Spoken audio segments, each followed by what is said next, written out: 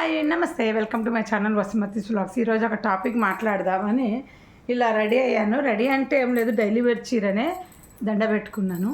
నేను పెట్టుకున్న ఈ దండ ఎప్పుడో కొన్నా అండి, 100 రూపాయలు. ఇక్కడే ఢిల్లీలో మా పిల్లలు పెట్టుకొనివ్వరు, ఏంటంటే ఇలాంటివన్నీ పెట్టుకోవద్దని. సో అందుకే వీడియో కోసం కొంచెం మీకు చూడ్డానికి లుక్ కనిపిస్తానని. సో ఇప్పుడు నేను వేసుకున్న గాజులు ఇవన్నీ పిచ్చి మాటలు అనుకోకండి, చెప్తా. ఇవి ఎప్పుడో ఇక్కడే కొన్నా, డైలీ వేర్ వాడుతున్నా. 300, 4 గాజులు కలిపి 600, బట్ 2 గాజులు వాడుతున్నా. నా వాచ్ బెంగళూరులో కొన్నాను, 800 రూపీస్ ఇది. ఇంకా పిచ్చిదాన్ని అనుకోకు, నేను చెప్తా ఉన్న మాటలు వినండి. చెవిలో కమ్మలు చూడండి, నేను పెట్టుకున్న ఈ కమ్మలు బెంగళూరులో ఎప్పుడో మా వారు బర్త్డే కానీ 15,000 పెట్టి కొనిచ్చారు. అప్పుడు దాదాపు ఇప్పుడు 7 ఏళ్ళు ఉండండి, 7 ఏళ్ళు అయిపోయింది కొనిచ్చి. అవి 15,000. నేను బజార్కి వెళ్ళినప్పుడు ఎప్పుడైనా సరే నా చేతి ఉంగరం కానీ ఇట్లా నచ్చే విద్యుత్తులు కానీ బజార్ వెళ్ళినప్పుడు బంగారు షాప్ వాళ్ళని అడుగుతా, ఇవి ఎంత ఉన్నాయి అని. అయినప్పుడు వాళ్ళు చెప్తారు, నేను పెట్టి కొన్నది ఎప్పుడు అప్పటికి ఇప్పటికి బాగా విలువ వచ్చిందని లెక్క వేసుకుంటా. అందరూ అలా అడగరు కదా, సో అందరూ అమ్మాల్సి వచ్చినప్పుడు అడుగుతారు కదా. ఇంకా నేను అలాగే మీకు ఏం చెప్తున్నానంటే, నాకు బంగారం అంటే అస్సలు ఇష్టం ఉండదు. మీకు చాలాసార్లు చెప్పాను. బెంగళూరులో ఒకరు నా ఇంటికి గెస్ట్గా వస్తే ఏదో ఆర్టిఫిషియల్ నగలు 2,000 పెట్టి ఏవో కొన్నాననేమో చూపించాను అప్పట్లో. అలా చూపిస్తే దానికి 2,000 పెట్టే బదులు ఇంకొంచెం వేసుకుంటే 1 గ్రామ్ గోల్డ్ ఎంతో వస్తుంది కదా అన్నారు. అంటే 1 గ్రాము 2 గ్రాముల గోల్డ్తో నేను ఏం చేసుకోవాలి చెప్పండి. 2,000 నెక్లెస్ ఏదన్నా అయితే నేను ఏ ఫంక్షన్కి వెళ్తే వేసుకుంటాను. సో నేను ఫీల్ అయ్యాను. ఎందుకు ఫీల్ అయ్యానంటే, బంగారం మాత్రమే గొప్ప అనే భావన ఉంటుంది. సరే, ఇప్పుడు నాకు ఆ ఫీలింగ్కి సమాధానం ఇస్తున్నాను. ఏంటంటే, మరి 2,000 రూపాయలు చీర కొనే బదులు బంగారం కొనుక్కోవచ్చుగా, డైలీ వేర్ ఇలాంటి చీరలు కొనుక్కోవచ్చుగా. 10,000, 15,000 పెట్టి ఆడవాళ్ళు చీరలు కొంటున్నారు. మరి దాని బదులు బంగారుకు పెట్టుకోవచ్చు కదా అని మీకు చెప్తున్నాను. సో ఎప్పుడైనా చీరల మీద డబ్బులు వేస్ట్ చేసే బదులు గురిగింజంతైనా బంగారం కొనుక్కోండి, అది భవిష్యత్తులో పనికి వస్తుంది. ఆ చీరదేముందండి, ఒక 4 సార్లు కడతాము, తీసేస్తాం, అది రిటర్న్ ఉండదు, ఏముండదు. ఏంటంటే ఆ పెద్ద పెద్ద చీరలు అనేదండి డబ్బున్నల కోసము, అంతే తప్ప నేను ఎందుకు. నా పెళ్ళప్పటికే నాకు 100 చీరలు ఉండేటివి. సో నాకు చీరల పిచ్చి ఎంత ఉంది చెప్పండి. అప్పుడు నాకు తెలియలేదు, యంగ్లో ఉన్నప్పుడు అమ్మ వాళ్ళ ఇంట్లో కొన్నా. ఇంకా పెళ్ళి తర్వాత నాకు బంగారు విలువ కూడా తెలియదు. ఇంటికి ఎవరు వస్తే వాళ్ళకు నా దగ్గర జస్ట్ డిజైన్ లాగా ఇట్లా ఇంత బంగారు ఉందని చూపించేదాన్ని. ఆ పని ఎప్పుడు చేయకండి. ఇంటికి వచ్చిన వాళ్ళకి కాదు, పక్కింటి వాళ్ళు, పెళ్ళైన కొత్తలండి, పక్కింటి వాళ్ళకి మా అమ్మ 5 నగలు పెట్టింది, అట్లా ఊరికే చీరలు చూపించుకున్నట్టు చూపించుకున్నా నేను. సో అది కూడా దిష్టే అయ్యిండొచ్చు.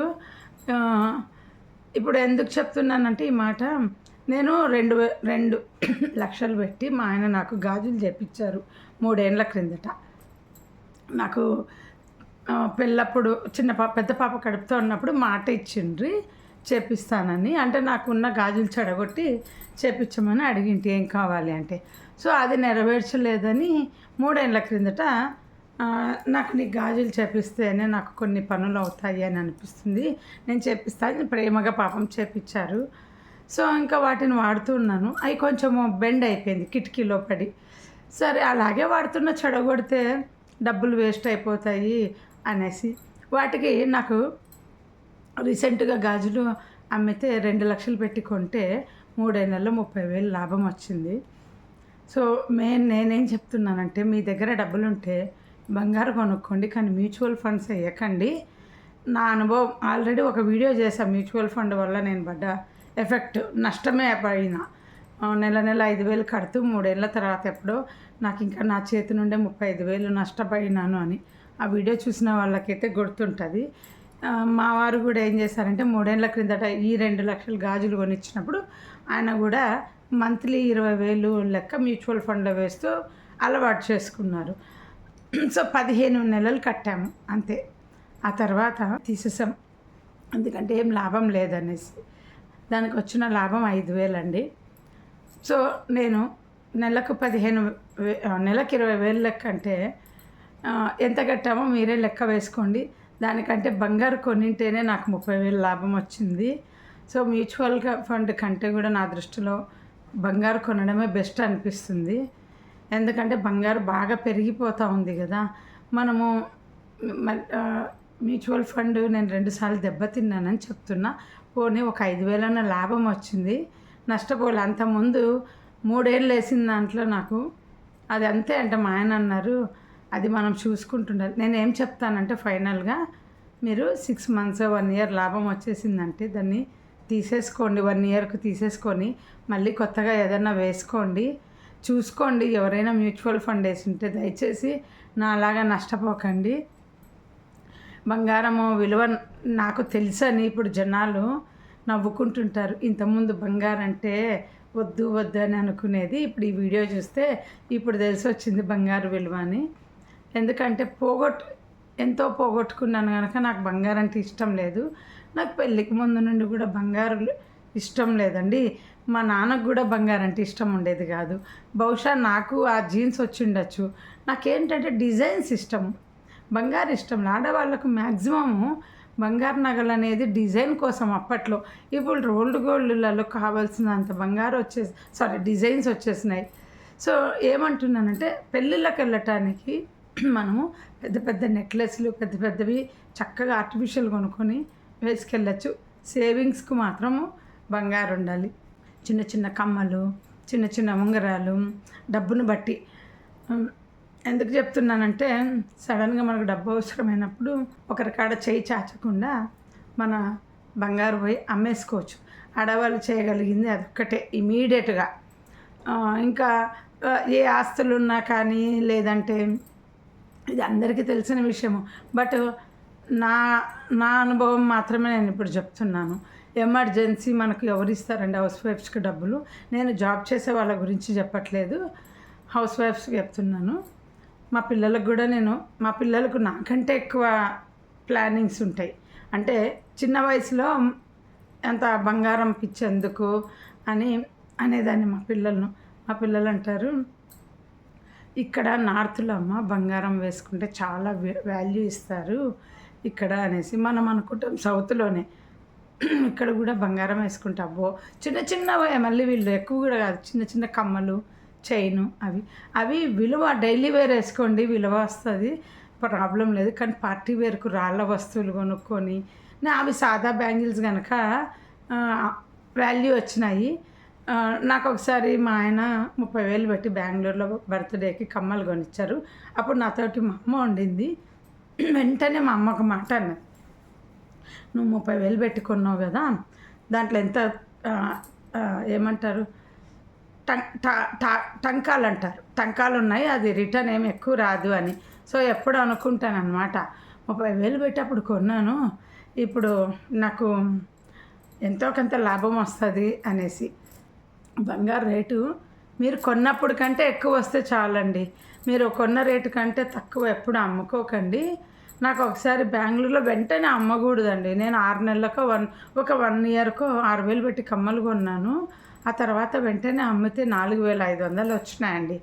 సో మనం పెట్టిన దానికంటే డబుల్ లాభం ఉన్నా ఏదన్నా ఉన్నా మనం అమ్మేసేయచ్చు. సో నాకు ఒకటే డిసైడ్ అయినా, నేను ఏ స్థలాలు, ఏ భూములు, ఇవేవి కూడా మనల్ని ఎమర్జెన్సీ నుండి కాపాడవు. కానీ ఇంకో మాట చెప్తున్నాను, నేను చాలామందిని చూశాను, ఎంత బంగారున్నా ఎంత ఉన్నా కష్టం వచ్చినప్పుడు దాన్ని మాత్రం అమ్మరు, అవన్నీ తాకట్టు పెట్టేసుకుంటారు. నాకు ఆ గాజులు అమ్మినప్పుడు కూడా అండి, ఎక్కడైతే కొన్నామో వాళ్ళు ఎందుకండి అమ్ముతారు, మళ్ళీ కొనలేరు, బ్యాంకులో పెట్టుకోండి అని చెప్పారు.